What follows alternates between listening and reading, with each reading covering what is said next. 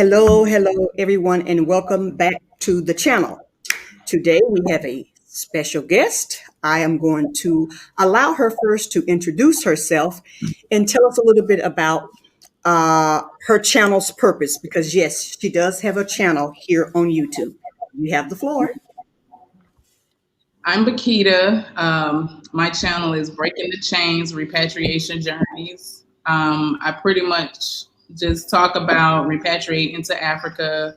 I speak with other people who have repatriated to Africa, what their experiences are. I try to create an environment where we can talk about need to be talked about, and trying to help remove the glass, the glass off of people's eyes so that they can actually see that, although it's a worthwhile journey, it's a beautiful journey, it can be a difficult journey. But if you have the right relationships and you build relationships and build your community around you, you can have a more a better experience, I would say. Okay. So that's I just try to show like different perspectives, Yes. different experiences, so that we can kill all this. It's going to be a certain way, and it's going to be a different way for everybody. So that's pretty much what we do. And you have some great interviews. So those of you who are watching, you can go over to her channel. Her channel's name is in the lower frame, and check out some of the videos that she has. She does have some great guests on there. Okay, so let's jump right into it. Topic being aquaponics. First, can you tell us what is the purpose of aquaponics?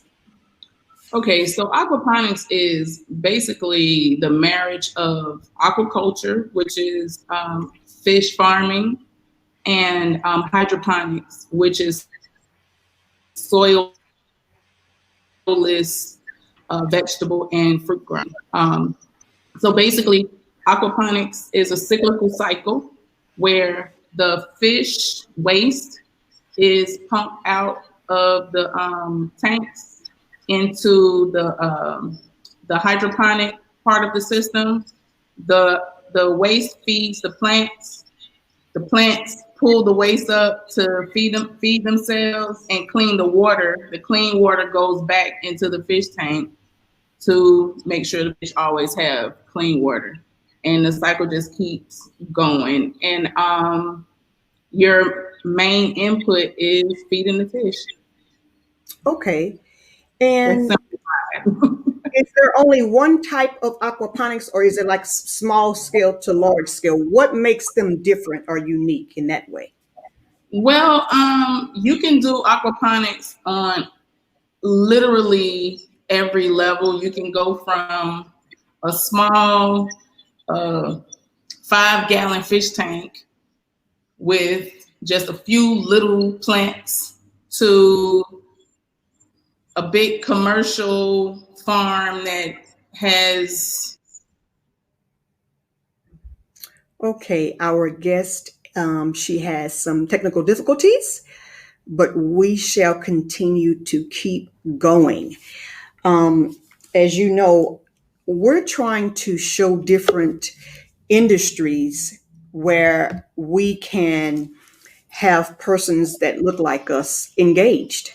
And our guest is back. Go ahead.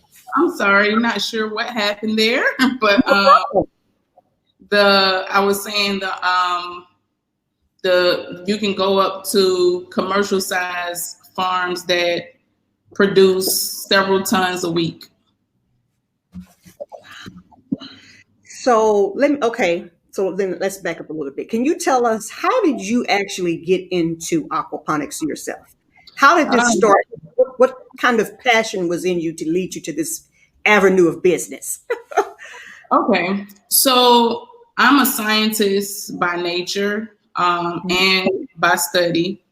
While I was on the continent, everywhere I went, I was seeing like so much food waste. We have issues with infrastructure that causes food waste. For instance, you may have a big truck of tomatoes coming in from the interior, and the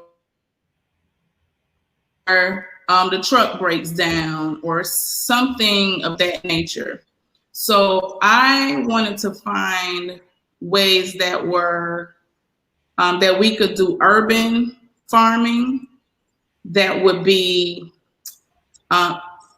ecologically safe, economically possible or feasible, and it would help us be able to